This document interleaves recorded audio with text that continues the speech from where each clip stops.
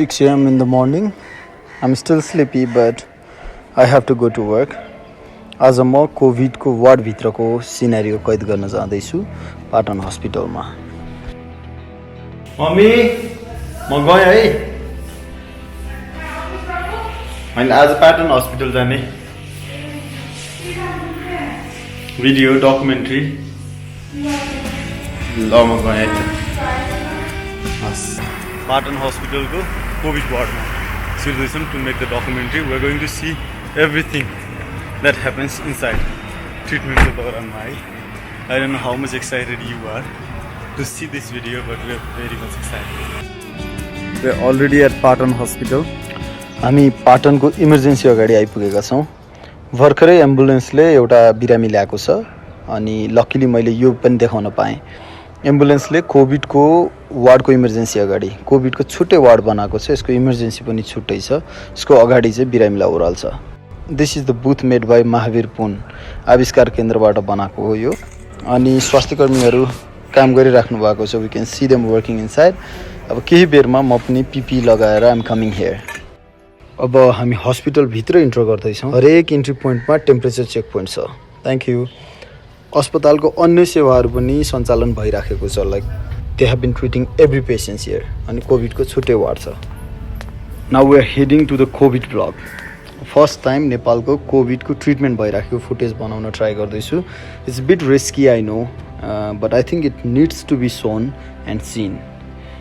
Now we have come to this room. यहाँबाट चाहिँ हामी कोभिड वार्डभित्र छिर्छौँ। This is also called donning area. Donning भनेको पिपी लगाउने एरिया हो। This is the changing room. यहाँभित्र बाथरुम छ, टोइलेट बाथरुम जे गर्ने यहीँभित्र गर्ने। And then I'm going to wear this shoes gumboot अनि त्यसपछि यो गाउन लगाएर यसको बाहिर चाहिँ पिपी लगाउनेछौँ।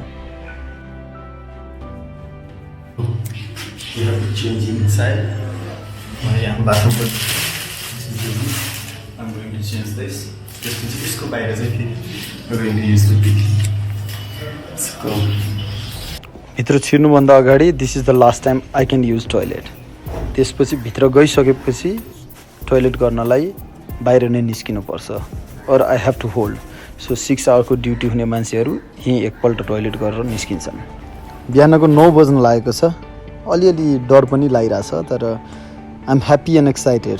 अनि धेरै उत्साह पनि छ, किनभने I think this is the first time कसैले कोभिड वार्डभित्रको भिडियो बनाउँदैछ। And this will be a unique video I guess. हाम्रो पाटनमा चाहिँ लोकल मेड पिपी नै लगाइराख्नु भएको छ सबैले। सो म पनि यही लगाइरहेको छु। यो ड्रेस अलिकति एयर टाइट अनि मास्क अनि ठुलो गमबुट चस्मा साह्रै गर्मी होला जस्तो छ। All set to go inside the covid ward. अब यो ब्याटल कैद गर्नुपर्ने छ with the unseen enemies.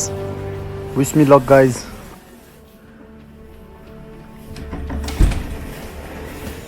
First we are going to the ground floor to the emergency department. अघि जुन मैले बाहिरबाट देखाएको थिएँ त्यो डिपार्टमेन्टमा जाँदैछौँ। केसेसहरू रेगुलर आइराखेका छन्। अझै बढ्ने चान्सेस म्याक्सिमम छ। यो चाहिँ मलाई के लाग्छ नि उहाँको इन्टेस्टाइन पनि युटेरसबाट ताने रहेछ कि के को कन्सेप्सन यो नर्मल प्रेग्नेन्सी बाहिर गरेको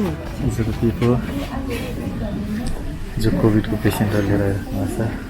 इमर्जेन्सीमा युजुअली स्वाब कलेक्सन भइराखेको छ र अरू बेसिक ट्रिटमेन्टहरू हुन्छ। अनि I am going to show you the video of swab collection. You might not like this specific clip है, बिकज यसमा चाहिँ अलिकति हेर्न अप्ठ्यारो लाग्ने खालको छ। But I want to share this. अस्पतालभित्रको 1 मिनट पनि घन्टौँ जस्तो लाग्छ, because it is not easy to be infected and treated.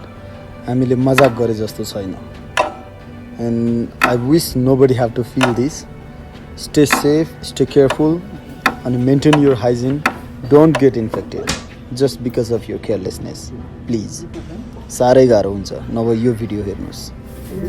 कम्तीमा 4 वटा चाहिन्छ। इनपुट आउटपुट स्ट्रिक्टली मोनिटर गर। Now we'll move to different wards of COVID. अब कतिवटामा लेस सिभियर केसेसहरू राखेको छ, कतिमा सिभियर केसेसहरू राखेको छ। आइसियु छ, पोस्ट अपरेटिभ वार्ड छ र अहिले हामी कोभिडको अपरेसन भएका बिरामीहरूलाई भर्ना गरेर राखेको पोस्ट अपरेटिभ वार्ड भन्छ यहाँ पुगेका छौँ।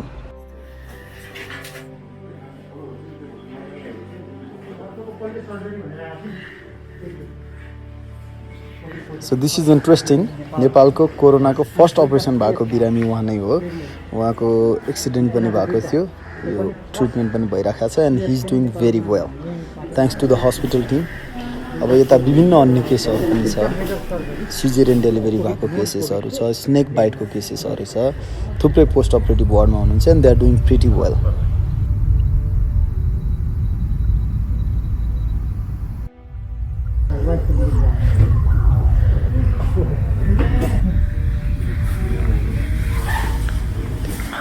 अब हामी नेक्स्ट वार्डमा जान्छौँ. अब मेरो चस्मा पनि फगी भएर केही राम्रोसँग देखिरहेको छैन. But the problem is I cannot touch it and fix it. जस्तो अवस्थामा छ यो यस्तै हुनु पर्यो. भित्र छिर्दाखेरि जे जति मिलाएर हामी छिर्छौँ त्यो त्यस्तै नै हुनुपर्छ. We cannot do anything to it. अब म त केही छिनमा बाहिर निस्किहाल्छु 1-2 आवर्समा.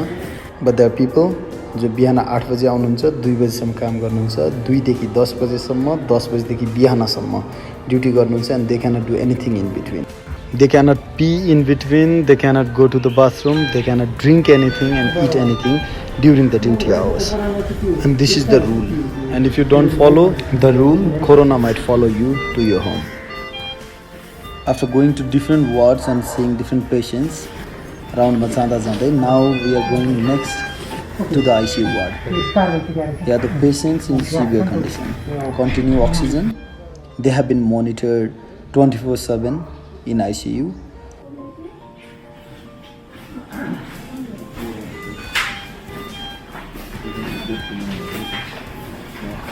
Whoever says time flies, please bring them inside COVID ward. 1 घण्टा मात्रै भएको रहेछ भर्खर. I was thinking it is already been 2-3 hours. यहाँ काम गर्ने स्टाफ्सहरू एकदमै राम्रोसँग काम गरिराख्नु भएको छ. They are doing best, risking everything. अनि they are staying at their home after the duty hours. घर पनि गइराख्नु भएको छ. It's a huge risk. Thank you so much and huge respect to all of them. I can feel the difference between the world outside and inside this ward. बाहिरको समाज निष्फिक्री भएर डुलिरहेको छ, तर कोरोनाको त्रास छँदैछ. यहाँ भित्र भने चिकित्सक तथा स्वास्थ्य कर्मीहरू कोरोना सँगै बसेर लडिराख्नु भएको छ. डर नभएको पनि होइन. डर र जोखिम हुँदाहुँदै पनि आफ्नो पेशाको कर्तव्य पूरा गर्नका लागि लागिरहनु भएको छ. यो डफिङ एरिया हो. After spending almost 2 hours inside, now we're heading out. But the process is not easy. You need to be very careful and very attentive and no mistakes while doing doffing. अब head cover है. Head cover है. म यहाँ छु. Hand drop. This is so hectic process. Sanitize every time you take off 1 unit of PPE. Put them in the respective basket. Took me around 15 minutes to completely take off these clothes. And I cannot touch anything. यो PP change गर्दा गर्दै म महसुस गर्दैछु कतै यो पेसा अँगालेर मैले साह्रै जोखिम त अँगालिन. एक त भाइरस, ब्याक्टेरिया अनि विभिन्न थरीका रोगहरूको च्यालेन्ज छँदैछ. त्यसैमाथि बेला बखत पुष्टि नै नभएर स्वास्थ्यकर्मीको लापरवाही भन्दै हिंसा गरेको हामीले घटना सुन्छौँ. डेडिकेसनका साथ काम गर्ने स्वास्थ्यकर्मीमाथि कस्तो वज्रपात पर्छ होला. My respect for the healthcare workers have increased exponentially. After this, I will change gown in this room and move to the next room to take shower. And again, I'm going to use new gown and go out using sanitizer. After that, I will go down to the next room to change the clothes. So, हामीहरू आज एक round पुरै डनिङ डफिङ गरेर अब बाहिर निस्किन लागेको छौँ. त्यो कोभिडको यो बल्कबाट चाहिँ हामी आउट हुन्छौँ. It was good experience. अलिकति गाह्रो पनि भयो. So his respect to people who are working here. हामीले इनिसियली चेन्ज गरेर हाम्रो सिरिज अफ चेन्जेस नुहाइ धुवाइ गरेर सबै गरेर finally we got this close. हाम्रो लुगा अरे अलिअलि मार्कहरू बाँकी रहेछ. धेरै चाहिँ एउटा प्रोसेस बाँकी नै भएछ. Now we are in this room. यहाँ handover भइराखेको छ. Each and every cases, all new and old, सबै डिस्कस हुन्छ यहाँ. Each and every steps taken and to be taken are said. In this handle. मेरोलाई आज सम्पूर्ण हिजो पनि आज पनि यो सबै भिडियोमा एकदमै हेल्प गर्नुभएको छ। नमस्ते। नमस्ते। हजुरको थोरै इन्ट्रोडक्सन र अब आजको दिनचर्याबारे थोरै भनिदिनुहोस् न। मेरो नाम आशिष श्रेष्ठ हो, म एमडिजिपी हो। म चाहिँ आज यहाँ इमर्जेन्सीको यो बाहिर फिभर क्लिनिक इमर्जेन्सीहरू चाहिँ इनर्गलाइज हेर्छु र पेसेन्टको जुन इन्फ्लो आउटफ्लोहरू चाहिँ हामीले म्यानेज गर्छौँ, कोअर्डिनेट गर्छौँ हामी। आजको दिनमा जति पनि बिरामी आयो त्यो बिरामीको भित्र जानेदेखि राति हुनेदेखि यो सबै कुराहरू चाहिँ हामीले व्यवस्था गर्छौँ। थ्याङ्क यू सो मच दा। आज हामीले धेरै कुराहरू सिक्न पनि पाएको छौँ and you can see clearly हामीहरूको माथिबाट त्यत्रो काम गरिसकेपछि आइएम अलरेडी टायर्ड। अब म चाहिँ खाना गइरहेको छु, still going to work here and the whole day they are working. So just respect the health care professional, they are working very hard for your health. Patan हस्पिटलबाट हामीहरू आजको सुट सकाएर निस्किरहेछौँ।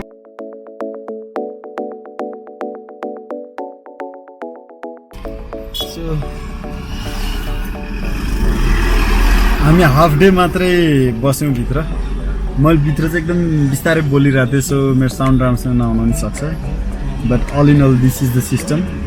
एकपल्ट भित्र छिरिसकेपछि हामी सबै कुरा क्लिन गरेर सबै कुरा चेन्ज गरेर नुहाएर होइन टाइमै नगेन्दा कतिचोटि धुनुभयो हात सेनिटाइज आउनु मोरलेस मलाई लाग्छ हर ठाउँ गरेर हामीले सबै जोड्दाखेरि 50 टाइम्स चाहिँ युजिङ द सेनिटाइजर। अब यो सबै काम भइसकेपछि म चाहिँ खाना खान जाँदैछु and they will still continue their duty. म चाहिँ मेरो हस्पिटलमा यसरी नै काम गरिराखेको हुन्छु।